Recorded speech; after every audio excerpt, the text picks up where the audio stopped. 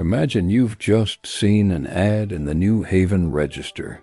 It's a simple call for volunteers, promising $4 plus travel expenses for just 1 hour of your time.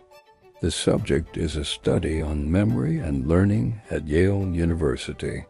You're a typical person, maybe a clerk, a teacher, or a salesman, walking into elegant stone buildings, expecting nothing more than to help science and earn a little money.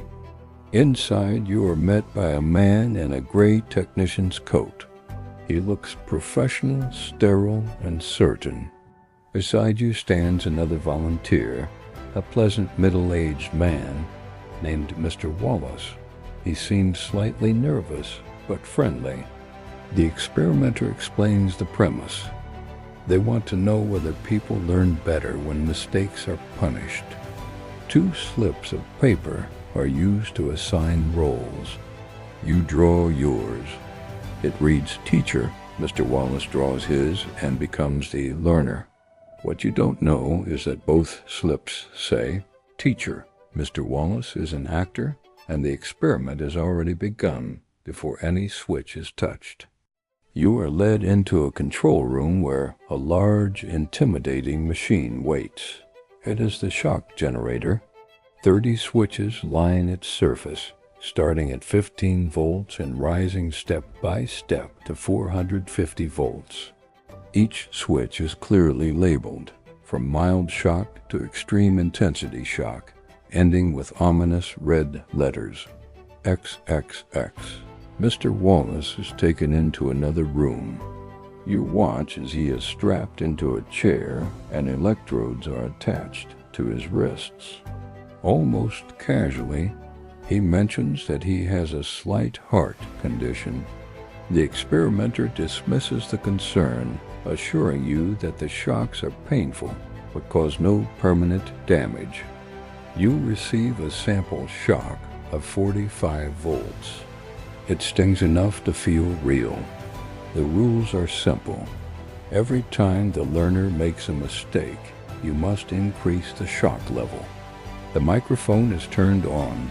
The room falls silent. The experimenter nods and says, "Please begin." The task starts calmly. Blue and sky, nice and day, wild and flower. At first, Mr. Wallace answers correctly. Then he makes a mistake. You flip the first switch, 15 volts. A small buzz. Another mistake follows, then another, and the voltage slowly climbs. At 75 volts, you hear a faint grunt through the wall. You hesitate, but the experimenter watches closely. Pen ready. At 150 volts, the calm breaks. Mr. Wallace shouts that he wants out, reminding you of his heart condition and refusing to continue. Your heart races. You turn to the experimenter and question whether you should stop. Without emotion, he tells you to continue. When you object again, he delivers the first official prod. The experiment requires that you continue. You move on. At 180 volts, Wallace screams in pain. At 270 volts, the screams become agonizing. You feel sick, nervous laughter escaping as your body struggles with the tension. You ask who will take responsibility if something happens. The experimenter looks at you and calmly says, "I'm responsible." Strangely, the burden lifts from your shoulders. You reach for the next switch, 300 volts. The screaming continues, then suddenly stops. Silence fills the room. No answer comes from the learner. You report this, but the experimenter orders you to treat silence as a wrong answer. You proceed. 345 volts, 360, 375. The machine hums as you shock a man who may no longer be conscious. Before this experiment ever began, Stanley Milgram asked 40 psychiatrists to predict the outcome. They believed almost everyone would stop once the learner protested.